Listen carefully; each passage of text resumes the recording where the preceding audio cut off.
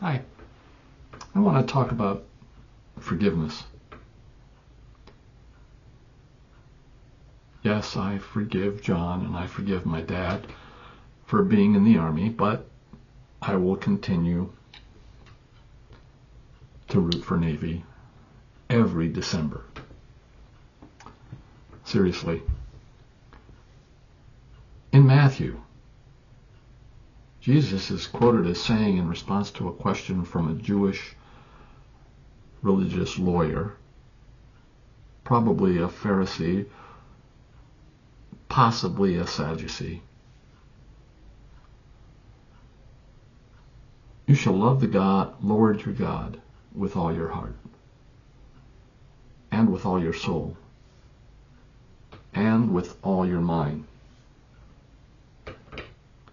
This is the great and first commandment, and a second is like it.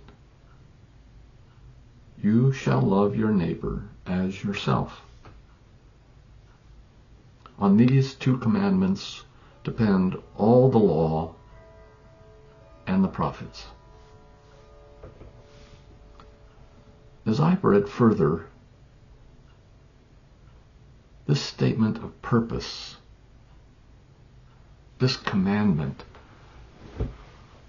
is entirely aligned to all the other teachings by Jesus during his short 3-year ministry. He also calls us to forgive as we have been forgiven. It is not a wish or a hope or even a gentle request. It is a command by God through Jesus' life and ministry. So, if a person has wronged me,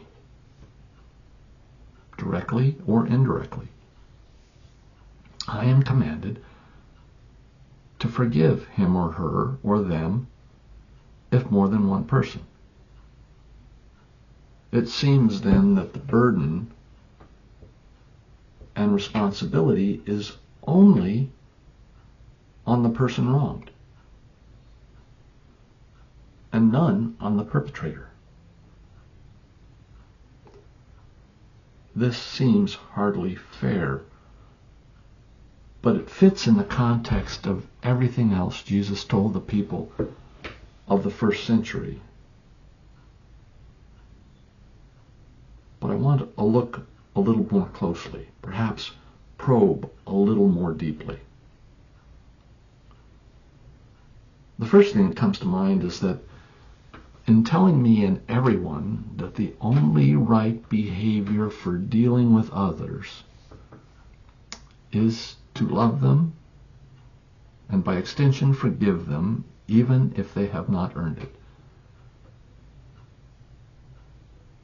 But Jesus also tells me through this second command not to act as those who hurt me have acted.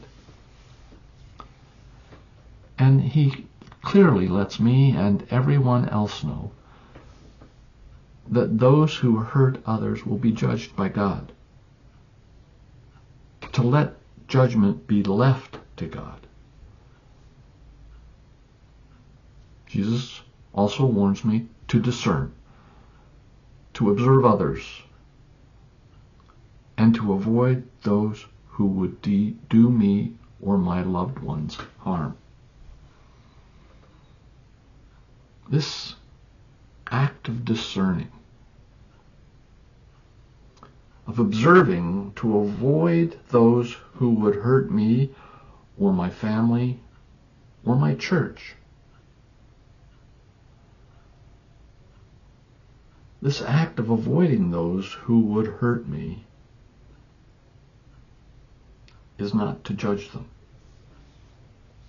Rather, Jesus tells me to be discerning in my dealing with others.